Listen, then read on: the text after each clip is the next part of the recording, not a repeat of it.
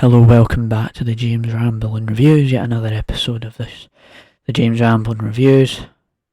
So today, as I mentioned in the previous review, I'm going to talk about the top best shows of 2022, because I'm just going to preface that there's not so many shows that I thought were the worst, and I was thinking of doing it after the best and worst movies of 2022, but then I did the Pinocchio stuff and the Home Alone stuff.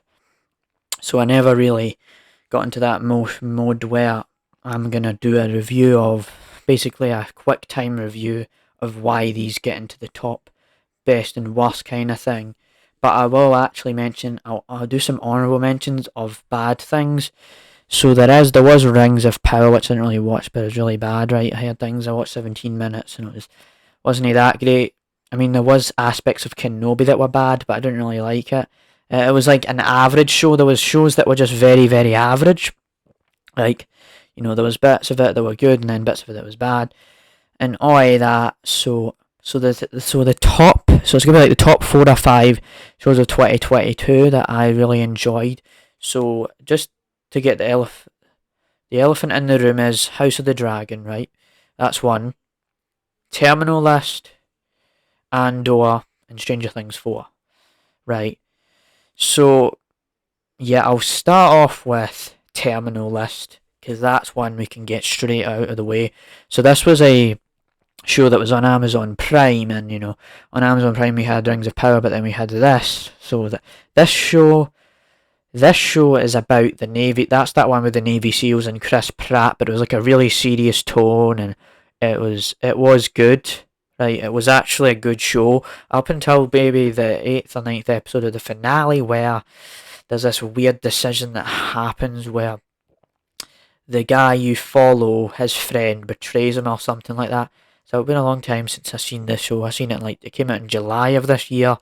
So it was a show that was good for consistently until the 8th or 9th episode, until the finale, which is actually quite a good show, right? If a show only has one episode that's really bad, then that can still be considered a really good show, because there was just this one episode where the showrunners or the writers or whatever, they kind of messed it up. And so if we're gonna lead it in with that, House of the Dragon. Right, I don't have a specific order for these, because they can go in any order, because they're just top picks here. So House of the Dragon, I talked about this show for every single week until it ended in October, and it was just this show that, coming off of the downfall of seemingly Game of Thrones season 8, we had this show, this prequel that's set hundreds and hundreds of years before Game of Thrones, and you had these, that was like, you had these things where, like, the show was, like, it was so engaging just from conversations. And there's this one scene in House of the Dragon where King Viserys walks up to his throne, and it's the most compelling thing ever. You know what I mean? It's one of those shows, it's like so good with its finer details, and it had good actors. It was consistent for 8 episodes, and episode 9 was really bad, but then you got to episode 10 and it returned to form. So you had all of that, and it was just a very good show. It surprised the hell out of me, if I'm being honest, because this is coming from a perspective of somebody who never watched Game of Thrones originally, and so going into that, I just did not expect it to be that good, especially in the way I'd called it the cesspool of meh, where a show would be really average, like bits would be good and bad, but I just didn't expect that for this entire show it was consistent for 8 or 9 episodes. And so if we're gonna keep on going with that theme of consistency, let's give us a shout out to Andor, which is, like I mentioned, Kenobi as an honourable mention, as to where that would actually be a top worst shows. No, it wouldn't. Just an honourable mention of like a show that's like average, I guess. So like, Andor was this show. It came off of this prequel movie or whatever, Rogue One. You did, like, it's all of that stuff. It's based off of Cassian Andor, and it's a show that's based around this guy you don't really know in the Star Wars universe. But what it does is it does this mature It's a really mature show. It takes itself seriously. You know, it is not a Thor Love and Thunder where you're going to joke about every single thing on the planet. You're not going to joke about cancer and, oh, this goofy over the top nonsense, right? It gets it straight to the point and it delivers what it needs to deliver. And for 12 episodes straight, there was no point in the show where I actually thought I was bored. Okay, sure, there are those many episode arcs with episode 1, 2, and 3, and then 6, 7, 8, and then 9, 10, 11. Oh, that kind of thing. You have all that stuff going for it. But no point was I bored. So it was one of those shows that I could just see myself really enjoying because, yeah, it was just a really good. And it does remind me, it's basically, in my opinion, Andor is the House of the Dragon of the Star Wars universe because it's so consistent and it's so mature and it takes itself seriously. The only exception is Andor has no bad episodes, and people were saying Andor was boring, but I won't go too into it as seeing as you already got the gist of my review. I might link these reviews in the description for you. So, if we're gonna just flip the table here, right, because, I mentioned these shows like Terminal List, Andor, and House of the Dragon and stuff like that, a show, the shows get consistent, but the thing was with Stranger Things was that, for season 1 it was a really good show. Season 2 there was aspects, like, that one episode that was really made no sense, and then it was just a regurgitation of the previous.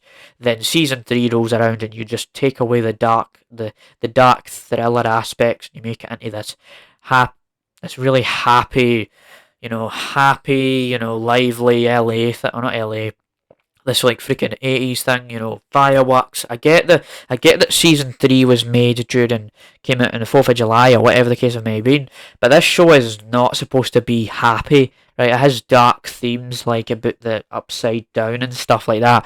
So going into season 4, Stranger Things season 4 is one of the best TV show seasons I've seen this year because it had those 4 episodes that it was slow. You had 11 getting bullied and all this stuff, and then you jump to about episode 4 to 9, episode 4 to 5 on to 9, and you just get it's an amazingly crafted season because, it brings back that whole dark and broody theme, but we bring in a new villain called Vecna. We get all of that stuff, then it leaves a cliffhanger at the end for season 5. It does all of these great things. There are the volume 2 episodes and all the later episodes into Stranger Things season 4. They went over an hour and it went into 2 hours, but it didn't change the fact that Stranger Things season 4 is one of the best TV show seasons I've seen this year. So that is my emphasis on these. I didn't know where else to really put them. So there was also Peacemaker and Man vs. Bee, which were other 2 TV shows. Those are just some honorable mentions. Those were 2 TV shows that I did like. Right, with Peacemaker, I didn't actually finish it, but I did remember enjoying it. It was really funny and stuff like that. And then Man vs. Bee, it was just this really like practical comedy with Rowan Atkinson and stuff, but it wasn't to the point where I remember this stuck out to me. It was just an entertaining show, and it was just simple concept. It was a weird concept of the man versus the bee and stuff like that. So I hope you enjoyed this review. It went on a bit longer because I wanted to just freaking showcase my absolute love for these shows. Because with the other video we did about the best and the worst movies of 2022, I just tried to get the worst out of the way to get into the real deal with the movies I liked. So hope you enjoyed the review. Oh yeah, I just say this all the time. I can't stop it. Right, when I get so into something, so into talking, it's hardest to end it earlier than it should be. So yeah, bye. So see you into 2023, and I saw the RRR review blew up. So yeah, see ya. I'm actually going to end the video now. Bye.